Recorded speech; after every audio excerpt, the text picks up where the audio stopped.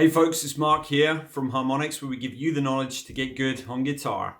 Harmonix is your channel for easy to follow guitar lessons for all levels. Back today with an intermediate lick. This one is quite interesting and I only came up with it this morning, so it's fresh off the press for you. And one of the things that has come up for me over the years, especially in the last 5 years, I'm starting to see more and more of a trend in it with my business. A lot of my coaching clients, when they come to me, it's not just because they want to learn a specific lick or a riff or a solo or part of a song or something like that. A lot of the time it's for psychological reasons. They're stuck in a rut, they can't motivate themselves, they're just not feeling the guitar anymore and they want some help or some fresh ideas. Often there's a limiting belief or a psychology behind the problem. And one of the things that I see come up a lot, and especially recently, is starting to come up a little bit more, is I hear comments like, but it just doesn't sound that great when I do it. I can play it, but it just doesn't sound that great. And a lot of the time, that's about the control that you have on the guitar, okay? So what do we mean by control? Well, 9 times out of 10, it's not just playing a big, huge flurry of notes. It's about pausing, sustaining, vibrato, bending, changing pitch during a bend, which is actually quite an advanced thing and it takes a little while to get that nuance down. But in essence, what you're doing is you're bending a string in and out of different pitches whilst bending it. And you can do it slowly or quickly, and it is something that you need to work on. It's a skill, just like there's all these little compartments on the guitar that are all individual branches of the skill of the guitar. Bending and control on the guitar is definitely, a really large part of it. So today I thought I would take this issue, make a cute little blues lick out of it, which also needs some level of control to make it sound good.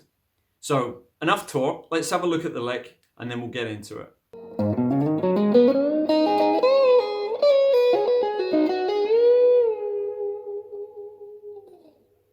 I'm going to break this lick down into 2 halves. First things first, we need to ascend, because the first part's going to be an ascending part. So our 3rd finger starts on the low E, and that's a downstroke. Then an upstroke, fret 3 on the A with our 1st finger. A hammer to fret 5 with our 3rd. Then a slide to fret 7 with our 3rd. So we carry that note, like that. Then it's going to be an upstroke on the 5 on the D, hammer to 7 with our 3rd. Okay, then it's going to be an up on the 5 on the G, hammer to 7, and then a full bend to pitch of 9. Like that.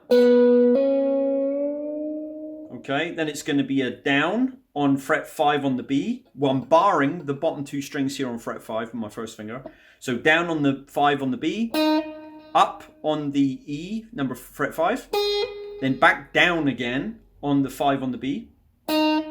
Then I'm going to upstroke my 3rd finger on fret 8 on the E, bend it to the pitch of 10. And as I release the bend, I want my 1st finger on fret 5 here on the E and release to that note. So like this. Okay, so let me show you what that looks like all together, because that's quite a lot of notes. Okay, so down, up, hammer, slide, up, hammer, up, hammer, bend, down, up, bend, release.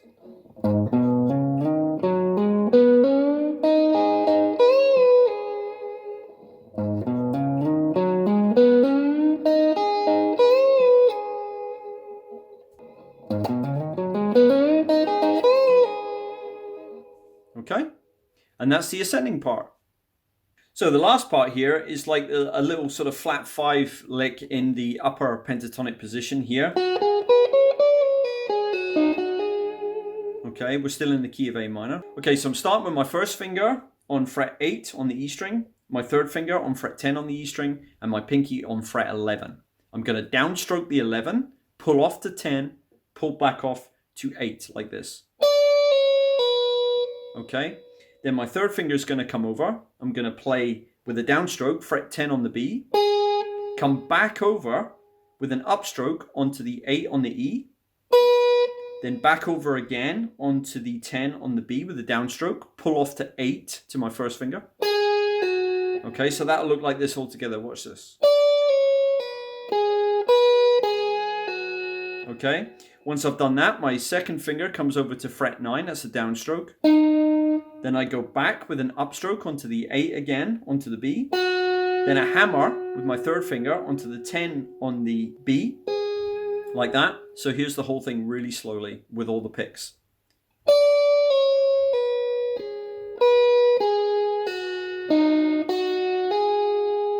Okay, so let me show you that again.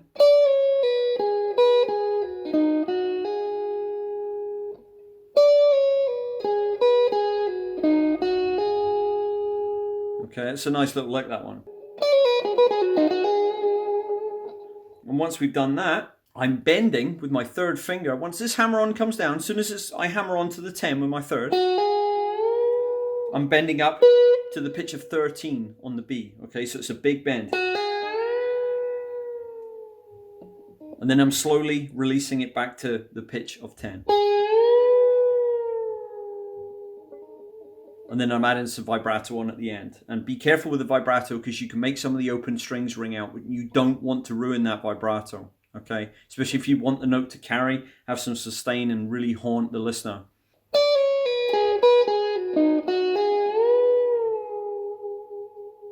So what you can do is you can either mute these strings with your thumb and your first finger, so it's only the B, like that, or you can just find a way to shut it up using your fingers on your left hand. Okay, but it's really important that you get that right. Again, this is why this lesson is all about control.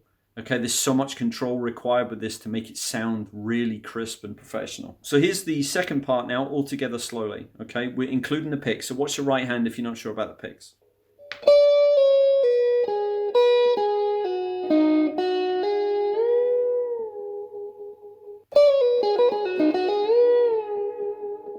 And let's combine both parts together.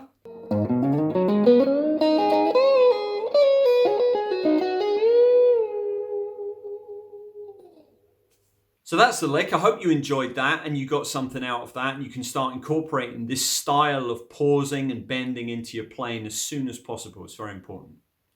Developing control on the guitar can really take you from being a good player to being a great player, and people will start to notice it when they listen to you. They will hear that level of professionalism, that pro sound in your fingers. They'll just notice it. So if you're having problems like this and you're playing things but they're just not sounding that great, it's another reason to contact me and let me know and let me help you. If that's something that interests you, feel free to contact me on the info in the description box or through the website, and then send me an email and we'll talk. If you enjoyed this video, please smash that like button, subscribe to the channel and hit the notification bell so you never miss any uploads. Well, that's it from me today. I'm going to leave these videos here for you to check out. Thank you very much for watching, and until next time, take care. Bye-bye.